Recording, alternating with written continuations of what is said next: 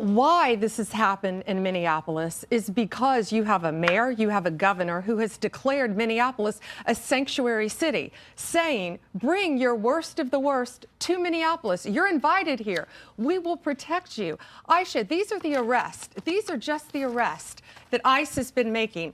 Good evening. We are coming on the air tonight with late-breaking and deeply disturbing news. What began this weekend as chaos and bloodshed in Minneapolis has now taken a far more dangerous turn. A leaked and now authenticated memo has revealed the Trump administration's true motive for deploying ICE as a paramilitary force inside the city. And for the first time, Attorney General Pam Bondi has been directly tied to the actions that led to the violence there. I want to be absolutely clear at the top of this report. This is not speculation, it is not exaggeration, and it is not partisan spin. This is documented, verified, and confirmed by sitting members of the United States Senate. We continue to follow the breaking news from yesterday morning, where Border Patrol shot and killed a man in South Minneapolis. Here is what we know right now. 37-year-old Alex Peretti was the man killed by Border Patrol, but there are contradictions in stories of how this happened. If you care about American democracy, whether you live here or are watching from abroad, you need to understand what is happening right now. I also want to be upfront with you. I was not scheduled to report tonight, but when something this serious breaks, there is no such thing as waiting for a better time. I'm here because you deserve to know what is being done in your name. This weekend in Minneapolis has already been marked by tragedy. Another innocent American has been killed. His name was Alex Peretti. He was 37 years old. He was a nurse, and he was shot dead by a federal agent in public. Cell phone video captures the moments leading up to his killing. Really forcefully shove her to the ground right there. And Peretti starts rushing over toward her. Now they're both getting pepper sprayed at this point. He gets grabbed and he's taken over to the ground here. I'll point out this is about 15 seconds from when officers turned to him. He's now on the ground. They are on top of him. The officers are all around. He does not appear to have a weapon in his hand. He doesn't brandish anything. He doesn't seem to do anything. And then all of a sudden you see one agent in the middle there. Look, he turns away, and that's when the shooting begins. And then you hear gunfire. Alex Peretti is killed. The aftermath was immediate and explosive. Protesters gathered at the scene were met with pepper balls and flashbang grenades.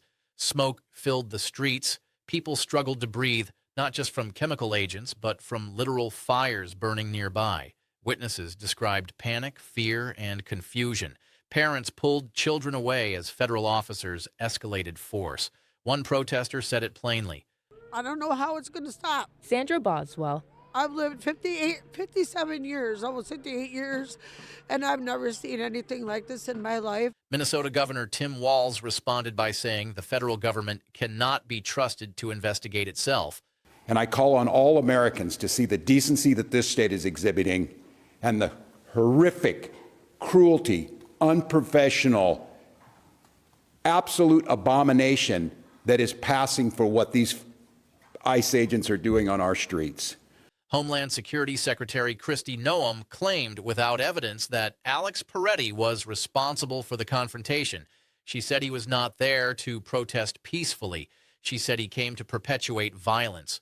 But the facts do not support that narrative. Alex Peretti was a Minneapolis resident. He was an American citizen. He had a valid permit to carry a firearm. Minneapolis police confirmed that. This individual went and impeded their law enforcement operations, attacked those officers, had a weapon on him, and dozens of rounds of ammunition.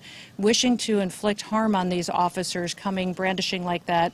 The video footage shows he was not brandishing a weapon. He was not threatening officers, and yet he was killed. And here is where this story takes a far darker turn. You may be wondering what Attorney General Pam Bondi has to do with ICE, which technically falls under the Department of Homeland Security. That connection is now clear. A letter sent by the Department of Justice, signed by Pam Bondi herself, has exposed the real purpose behind the ICE occupation of Minneapolis. That letter has been authenticated by Senator Chris Murphy of Connecticut. On its face, the letter demands that state and local officials cooperate with ICE operations, but buried within it is the true objective: The letter reads in part, quote, allow the Civil Rights Division of the Department of Justice access to the voter rolls to confirm that Minnesota's voter registration practices comply with federal law as authorized by the Civil Rights Act of 1960. Fulfilling this common sense request will better guarantee free and fair elections. The Department of Justice is demanding access to Minnesota's voter rolls, full access, statewide voter data.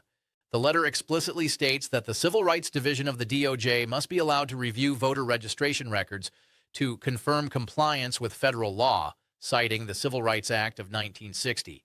It frames this as a common-sense request meant to guarantee free and fair elections. But this is not common sense. This is unprecedented. Senator Murphy laid it out clearly. He explained that Pam Bondi's letter makes ICE's withdrawal from Minneapolis conditional. In other words, ICE does not leave unless the state hands over its voter rolls to the federal government. This has never been about public safety. Minneapolis is less safe today because ICE was sent in. This is about power. This is about control. This is about elections. Donald Trump is deeply unpopular. He knows it. His allies know it. His donors know it. And history tells us exactly what happens when authoritarian leaders realize they cannot win democratic elections on the merits. They try to rig them. What we are witnessing is an attempt to seize voter data ahead of the 2026 midterms, to intimidate state governments, to lay the groundwork for voter purges, to frighten communities into staying home on Election Day. If this works in Minnesota, it will not stop there. It will spread to Philadelphia, to Phoenix, to other swing state cities. This is why Senate Democrats have been urging a halt to DHS funding. Not only because ICE has killed American citizens, but because continuing to fund a rogue agency operating outside the law risks enabling election interference. And understand the stakes here. Alex Peretti is dead. Renee Good is dead. Families have been torn apart. Children have been gassed. Homes have been raided. Warrants have been ignored. All of it serves one purpose: intimidation, not just of immigrants, of everyone. This is textbook authoritarianism. This is how fascist movements operate. Force first, fear second, control last. It is no longer a question of whether it can happen here. It is happening. And now the question turns to you. What do you do when your government uses armed agents to pressure states into handing over voter data? What do you do when peaceful Americans are killed to advance a political scheme? What do you do when lies are told in plain sight, even as the evidence contradicts them? You stand, you speak, you refuse to be afraid. Americans have faced moments like this before. Moments when democracy was tested not by foreign enemies, but by internal decay. And each time, the answer was the same. We do not surrender our rights. We do not allow violence to silence us. We do not accept intimidation as governance. Tonight, say a prayer for Alex Peretti. Say a prayer for Renee Good. Two Americans who did nothing wrong and paid with their lives. And then make a choice. Stand for your country. Stand for your neighbors. Stand for democracy. Because fear only wins when we let it. What makes this moment so dangerous is not just the violence itself, but the intent behind it. Violence becomes exponentially more threatening when it is used as a tool to coerce democratic institutions. And that is exactly what this memo reveals. This was not a spontaneous security response. It was not a misjudged crowd control operation. It was leverage. The message embedded in the Justice Department's letter is unmistakable. Comply, or the occupation continues. Turn over your voter data, or federal forces remain in your streets. That is not law enforcement. That is extortion carried out under the color of federal authority. And the timing matters. We are less than a year away from the 2026 midterms. Polling shows a president hemorrhaging support, particularly on immigration, the very issue he once claimed as his strongest advantage. Instead of changing policy or appealing to voters, this administration appears to be choosing a darker path. Control the machinery, control the data, control the fear. That is why this cannot be dismissed as bureaucratic overreach or aggressive federalism. Voter rolls are the backbone of elections. Access to them confers power over who votes, how challenges are raised, and which communities are targeted. History shows us exactly how such access has been abused in the past, especially against marginalized voters. And let's be clear, the Civil Rights Act of 1960 was designed to protect voters from discrimination, not to give an authoritarian administration an excuse to seize state voter data under threat of force. Twisting civil rights law to undermine civil rights is not governance, it is corruption. This also explains the administration's otherwise incoherent behavior on the ground, why ICE agents were deployed in numbers that made no sense for immigration enforcement, why they were masked, why they refused to coordinate with local authorities, why they escalated confrontations instead of de-escalating them. The goal was never stability. The goal was pressure. That pressure had a human cost. Alex Peretti's life was taken. Renee Good's life was taken. Their deaths are not collateral damage. They are the foreseeable outcome of a strategy that treats civilians as obstacles rather than citizens. And when officials responded to those deaths, they did not show restraint or remorse. They lied. They smeared the dead. They labeled peaceful Americans as violent threats. That, too, is part of the playbook. Dehumanize first, justify later. What should alarm every American is how quickly this logic spreads once normalized. If a federal agency can occupy a city to extract voter data, what stops it from doing the same elsewhere?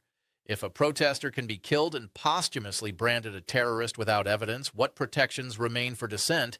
This is why Senator Murphy's warning matters. This is why governors are pushing back. This is why courts are being asked to intervene. Democratic systems only survive when institutions refuse to cooperate with their own erosion. And here is the part the administration cannot control. Once the motive is exposed, the intimidation loses power. Fear works best in the dark. It collapses under scrutiny. That is why this story matters beyond Minneapolis. It is about whether elections belong to voters or to those willing to weaponize the state. It is about whether force replaces consent as the currency of power. It is about whether democracy remains something we practice or something we merely remember. The coming days will test every branch of government. Legislators will have to decide whether to fund agencies that operate outside the law. Courts will have to decide whether federal demands violate constitutional boundaries. And citizens will have to decide whether silence is safer than truth. History tells us that moments like this do not announce themselves as turning points. They reveal themselves only in hindsight.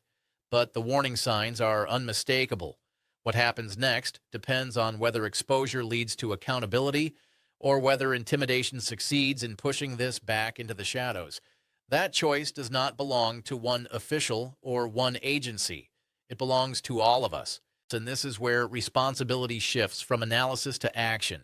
Not action driven by panic or violence, but action rooted in democratic resistance, oversight, and collective refusal to normalize what is unfolding. Authoritarian movements don't win because they are strong. They win because people convince themselves resistance is futile or that someone else will step in first. But the truth is, institutions only hold when people insist they do. What happened in Minneapolis exposed more than a memo. It exposed a governing philosophy that sees elections as obstacles, voters as variables to be managed, and federal power as a blunt instrument to impose compliance. Once that mindset takes hold, no law is sacred, no safeguard is permanent. Everything becomes negotiable under threat. That is why this moment cannot be siloed as just another scandal or just another overreach. It is part of a pattern that stretches from voter intimidation to the purging of roles, from criminalizing protest to militarizing civilian spaces, from attacking judges to ignoring court orders. Each move alone can be explained away. Together, they form a strategy, and strategies only fail when they are confronted early. The administration is betting on exhaustion, on outrage fatigue, on the idea that Americans will throw up their hands and say, "This is just how things are now." But history shows us something else. When pressure is sustained, when truth is repeated, when accountability is demanded relentlessly and lawfully, even the most aggressive power grabs begin to crack. We are already seeing signs of that. State officials refusing to comply, senators publicly calling out the scheme, courts demanding answers, funding being questioned, silence breaking where there was once fear. These are not symbolic gestures. They are friction points, and friction is what slows authoritarian momentum. But none of this works without public insistence, without voters paying attention, without journalists digging, without citizens refusing to accept lies simply because they come from authority. Democracy is not self-executing. It requires participation, vigilance, and sometimes courage. Alex Peretti and Renee Good should still be alive. They are not.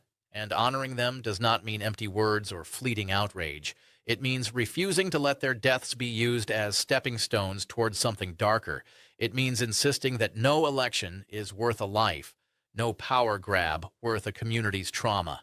The administration wants this to feel inevitable. It is not. They want fear to feel paralyzing. It doesn't have to be. Every time the truth is exposed, every time intimidation is called what it is, every time institutions are forced to choose law over loyalty, the strategy weakens. This is not about left versus right.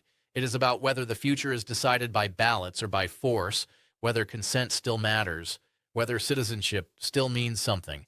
Moments like this define eras. They are remembered not for what leaders attempted, but for what people allowed or resisted. The path forward is not easy, but it is clear. Stay engaged, demand oversight, defend the vote, protect one another, and do not look away, because democracy does not end all at once. It erodes only when people stop pushing back. And pushing back peacefully, persistently, and together is how it survives. What comes next will not be decided in a single vote, a single court ruling, or a single press conference. It will be decided in accumulation, in whether pressure continues after the headlines fade, in whether outrage turns into sustained civic engagement instead of momentary shock, in whether the people most targeted by these tactics are protected rather than isolated. Because, make no mistake, the objective is isolation. To convince cities like Minneapolis that they stand alone, to convince governors that resistance will bring retaliation, to convince voters that participation carries risk.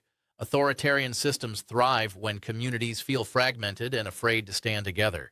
That is why solidarity matters more than spectacle. It matters that states coordinate rather than negotiate individually. It matters that lawmakers condition funding, not rhetorically, but materially. It matters that courts move quickly and transparently. And it matters that the public understands what is at stake well enough to refuse distraction. There will be attempts to muddy the waters, claims that this is about election integrity, claims that oversight equals obstruction, claims that federal force equals safety. Those arguments are not new. They are recycled because they work when people are tired or confused. Clarity is the antidote. Federal agents occupying a city to extract voter data under threat is not election security. It is election interference. Killing protesters and then smearing them posthumously is not law enforcement. It is narrative control. Demanding compliance through fear is not governance. It is coercion. And coercion, once accepted, does not stay contained. If this succeeds in one state, it becomes a template. If it becomes a template, it becomes policy. And if it becomes policy, the question of free elections becomes theoretical rather than real. That is why the line being drawn now matters so much. Not later, not after another city, not after another death. This is also why courage from unexpected places is significant. When officials break ranks, when institutions refuse unlawful demands, when voices normally silent begin to speak. These moments do not end crises on their own, but they change momentum. They signal that power is not absolute, and momentum cuts both ways. The administration is learning something it did not expect. Intimidation has limits. Violence produces backlash. Exposure creates resistance. The very tactics meant to consolidate control are accelerating scrutiny. That does not guarantee a positive outcome, but it creates an opening. What fills that opening depends on sustained effort. Democracy is not defended by faith alone. It is defended by people who show up repeatedly, even when it is uncomfortable, even when it is slow, even when results are not immediate. That is the unglamorous truth history keeps teaching. This moment will pass. The question is what follows it.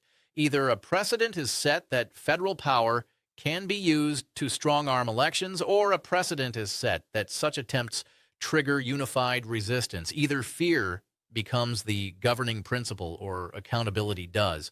Those outcomes are not abstract. They are built day by day, choice by choice. And right now, the choice is whether this is treated as noise or as a warning. History is watching, not passively, but actively shaped by what happens next. And so are the people who will inherit whatever comes after. And that is where this story ultimately lands.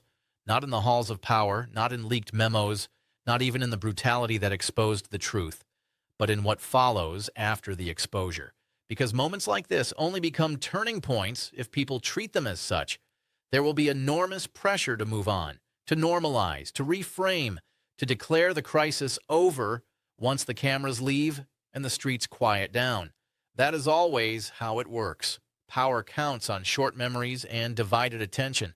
It counts on the public absorbing just enough outrage to feel exhausted rather than mobilized.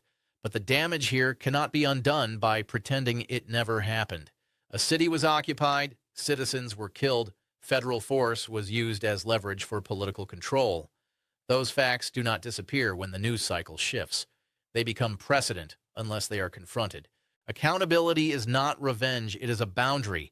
It is the line that tells future leaders, future agencies, future administrations, this is where it stops.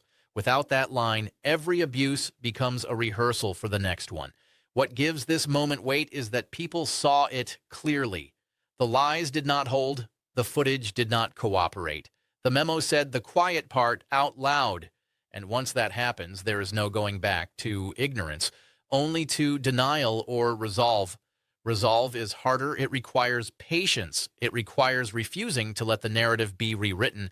It requires defending democratic processes, not just when they benefit you, but when they protect people you may never meet. That is what citizenship actually means. Alex Peretti and Renee Good are not symbols because someone chose to make them symbols.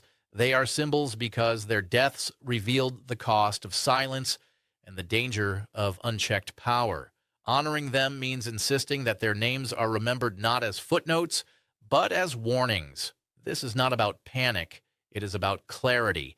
It is about choosing participation over resignation, solidarity over fear, truth over comfort.